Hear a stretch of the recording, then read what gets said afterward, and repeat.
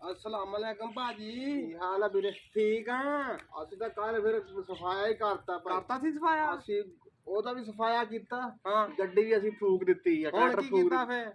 2 ਗਾਵਾਂ ਲਿਆਂਦੀਆਂ अच्छा। ਚੰਗੀਆਂ, 5 ਕਿਲੋ ਦੁੱਧ ਉਹਨੇ ਦਿੱਤਾ ਵਾ, हाँ ਆਹ ਹਜੇ ਚੋਣ ਵਾਲੀ ਖੜੀ ਆ, ਤੇ 5-10 ਕਿਲੋ ਦੁੱਧ ਹੋਊਗਾ, ਘਰ ਦਾ ਸਰਕਟ ਡਿਡੂਗਾ, हाँ ਆਪਾਂ ਲੱਖ ਗੁਜ਼ਾਰਾ ਹੋਊਗਾ। लाया साहब ਪਰ ਕਰੀ ਜਾਣਾ, ਮੇਰੀ ਸਮਝ ਚ ਨਹੀਂ ਕੋਈ ਆਉਂਦੀ। तेनू नहीं समझ आनी ਅੱਛਾ यार। ਕੱਲ ਹੁਣ ਬੋਰੀ ਵੰਡੇ ਦੀ ਵੀ ਲਿਆਂਦੀ ਆ। आहो ते मैं तेन हिसाब करके ये हुण 5 ਉਹ ਦਿੰਦੀ 5 ਉਹ 10 10 ਹੋ ਗਿਆ ਭਾਈ। 5 ਕਿਲੋ ਜਿਹੜਾ ਨਾ ਹਾਂਜੀ ਉਹ ਕੱਢ ਲਾ ਖਰਚਾ। ਨਿਕਲ ਗਿਆ ਜੀ। ਪਤਾ ਹੀ ਆ ਆਹ ਕਾਦਾ ਵੰਡਾ ਪੱਠੇ ਭਾਰੀ ਹਾਂ। ਸਾਰਾ ਕੰਮ ਐਵੇਂ ਤਾਂ ਸਾਰੇ ਦੇ ਵਿੱਚ ਹੀ ਜ਼ਰੂਰ ਆਹੋ ਹੋਣਾ।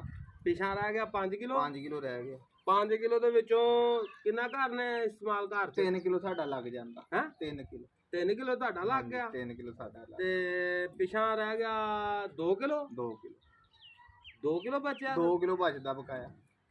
ਉਹ ਤੈਨੂੰ ਪਤਾ ਪਤਾ ਦੱਸੋ ਹੁਣ ਕੋਈ ਨਵੀਂ ਗੱਲ ਆ ਗਈ? ਉਹ ਤੁਹਾਨੂੰ ਨਹੀਂ ਬਚਦਾ। ਹਾਂ ਆ ਜਿਹੜੇ ਸਕੂਲਾਂ ਦੇ ਵਿੱਚ ਬਾਲ ਆਖੇ ਜੀ ਦੁੱਧ ਪੀਣਗੇ ਹੈ ਉਹ ਕੀ ਕੋਲੋਂ ਉਹਨਾਂ ਨੇ ਦੇਣੇ ਆ? ਨਹੀਂ ਨਹੀਂ, ਉਹ ਸਾਡਾ ਹੀ ਦੁੱਧ ਪੀਣਾ ਹਾਂਜੀ, ਉਹਨਾਂ ਨੇ। ਸਾਡਾ ਹੀ ਪੀਣਾ। ਤੁਸੀਂ ਬੱਚੇ ਪਾਲੋ, ਅਸੀਂ ਚੱਲ ਛੀਜਿਆਂ ਨੂੰ ਲੱਦ ਡੱਲ ਤੇ ਚੱਲ ਹਾਂ। ਲੱਦ ਦਫਾ ਕਰ ਅਸੀਂ ਪਰ ਇਹਨਾਂ ਬੱਚੇ ਨੂੰ। ਪਾਲਣੇ, ਤੁਸੀਂ ਤੁਸੀਂ ਬੱਚੇ ਪਾਲੋ, ਅਸੀਂ ਇਹਨੂੰ ਰਹਿਣ ਨਹੀਂ ਚਲੋ ਦਿੰਦੇ। ਠੀਕ ਜਾਓ। ਆ।